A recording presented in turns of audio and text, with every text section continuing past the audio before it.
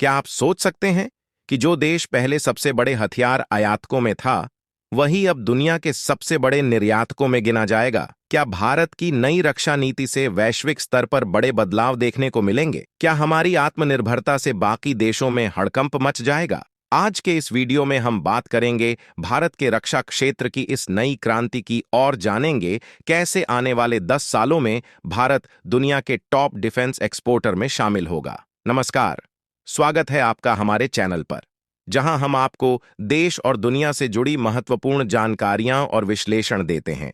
आज हम बात करने वाले हैं भारत के रक्षा क्षेत्र में हो रहे क्रांतिकारी बदलाव के बारे में। हाल ही में डीआरडीओ के चेयरमैन समीर वी कामत ने एक बड़ा बयान दिया कि अगले 10 सालों में भारत रक्षा उपकरणों का सबसे बड़ा निर्यातक बन जाएगा। इतना ही नहीं, आने वाले वर्षों में भारत की रक्षा जरूरतों के लिए विदेशी आयात की निर्भरता भी लगभग खत्म हो जाएगी। तो चलिए शुरुआत करते हैं और जानते हैं कि यह सब कैसे होने वाला है। आपको जानकर हैरानी होगी कि सिर्फ 10 साल पहले भारत दुनिया का सबसे बड़ा हथियार आयातक था। हर साल करोड़ों डॉलर खर्च होते थे विदेशों से रक्षा उपकरण खरीदने में। लेकिन पिछले कुछ सालों में भारत ने आत्मनिर्भरता की दिशा में बड़े कदम उठाए हैं। डीआरडीओ और दूसरे स्वदेशी रक्षा संस्थानों की मेहनत और सरकार की मजबूत नीतियों की बदौलत आज स्थिति बिल्कुल बदल चुकी है। समीर वी कामत ने हाल ही में Chhatrapati Shahu college of engineering में defence innovation challenge for excellence (डाईसी) के उद्घाटन के दौरान एक महत्वपूर्ण बात कही। उन्होंने बताया कि 10 साल पहले जहां भारत अपने रक्षा क्षेत्र की जरूरतों के लिए भारी मात्रा में आयात पर निर्भर था, वहीं अब हमारे पूंजी अधिग्रहण बजट का 90% हिस्सा स्वदेशी प्रणालियों पर खर्च किया जा रहा है। यह एक बहुत बड़ी उपलब्धि है और इस बात का संकेत है कि भारत जल्द ही रक्षा क्षेत्र में आत्मनिर्भर बन जाएगा। अब सवाल यह है कि आने वाले 10 सालों में भारत क्या पूरी तरह आत्मनिर्भर हो जाएगा? कामत का मानना है कि भारत 10 सालों में एक बड़ा बदलाव देखेगा, लेकिन पूरी तरह से हर उपकरण भारत में नहीं बनाया जा सकता। लगभग 5 से 10% आयात बना रहेगा, क्योंकि कुछ विशिष्ट उपकरण और तकनीकें ऐसी होती हैं जिन्हें विकसित करने में समय और संसाधन अधिक लगते हैं। फिर भी भारत की प्राथमिकता स्वदेशी रक्षा उत्पादों का निर्माण और निर्यात है। अब बात करते हैं भारत के रक्षा निर्यात की।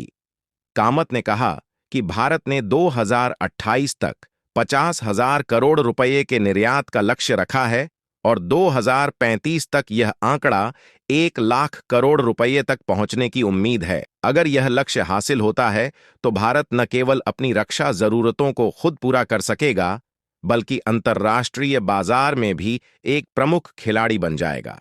यही नहीं, इस बदलाव से भारत की अर्थव्यवस्था को भी बड़ा फायदा होगा। भारत की तकनीकी और औद्योगिक क्षमताओं को विश्व स्तर पर पहचान मिलेगी। भारत का रक्षा क्षेत्र केवल आयात और निर्यात तक सीमित नहीं है, इसमें बड़े पैमाने पर रिसर्च और डेवलपमेंट भी शामिल है। कामत ने इस बात पर भी जोर दिया कि भारत को रक्षा अनुसंधान पर और ज्यादा खर्च करने की जरूरत है।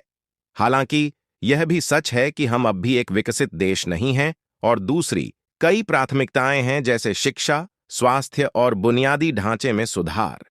लेकिन अगर हम टेक्नोलॉजी में और निवेश करते हैं तो इससे हमारे रक्षा क्षेत्र को और मजबूती मिलेगी।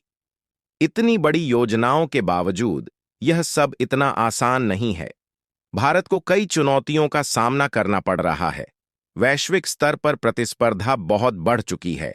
अमेरिका, रूस, चीन जैसे देश पहले से ही अपने हथियारों और सैन्य उपकरणों के लिए दुनिया भर में प्रसिद्ध हैं। ऐसे में भारत को इन देशों से मुकाबला करना होगा। लेकिन अच्छी बात यह है कि भारत की स्वदेशी टेक्नोलॉजी तेजी से आगे बढ़ रही है। डीआरडीओ और अन्य भारतीय कंपनियां आधुनिक और उन्नत तकनीकें विकसित कर रही हैं, जो किसी भी अन्य देश से कम नहीं हैं। भारत ने हाल ही में कुछ महत्वपूर्ण रक्षा उपकरणों का विकास किया है, जिनकी मांग अंतर्राष्ट्रीय स्तर पर बढ़ रही है। इनमें ब्रह्मोस मिसाइल, तेजस लड़ाकू विमान, अर्जुन टैंक और कई दूसरे आधुनिक उपकरण शामिल हैं। ब्रह्मोस मिसाइल का निर्यात भारत की सबसे बड़ी उपलब्धियों में से एक है। इसकी रेंज और मारक क्षमता इतनी बेहतरीन है कि दुनिया के कई देश इसे खरीदने में रुचि दिखा रहे हैं। तेजस विमान भी अपनी कम कीमत और उच्च प्रदर्शन के लिए जाना जाता है। अब अगर बात करें defence innovation challenge for excellence यानी डाइस की, तो यह पहल भारत के युवा नवाचारकर्ताओं और वैज्ञानिकों को एक मंच प्रदान करती है जहां वे अपने नए विचारों और तकनीकों को प्रदर्शित कर सकते हैं। Marathwada accelerator for growth and incubation council magic द्वारा आयोजित यह प्रतियोगिता न केवल देश के रक्षा क्षेत्र में योगदान करेगी, बल्कि नए स्टार्टअप्स और उद्यमियों को भी प्रोत्साहित करेगी। मैजिक के निदेशक प्रसाद कोकिल ने बताया कि इस चैलेंज के लिए आवेदन 31 अक्टूबर तक खुले रहेंगे और दिसंबर में इसका अंतिम चरण आयोजित किया जाएगा। ऐसे कार्यक्रम भविष्य में भारत के रक्षा अनुसंधान और विकास को और गति देंगे। इसके माध्यम से हम और भी उन्नत तकनीकों का विकास कर सकेंगे जो न सिर्फ हमारी सेना को मजबूत बनाएंगी, बल्कि निर्यात के माध्यम से दूसरे देशों को भी फायदा पहुंचाएंगी। तो दोस्तों, यह था भारत के रक्षा क्षेत्र में हो रहे बड़े बदलावों पर हमारा विस्तृत विश्लेषण। भारत ने एक लंबा सफर तय किया है और आने वाले वर्षों में यह सफर और भी दिलचस्प होने वाला है।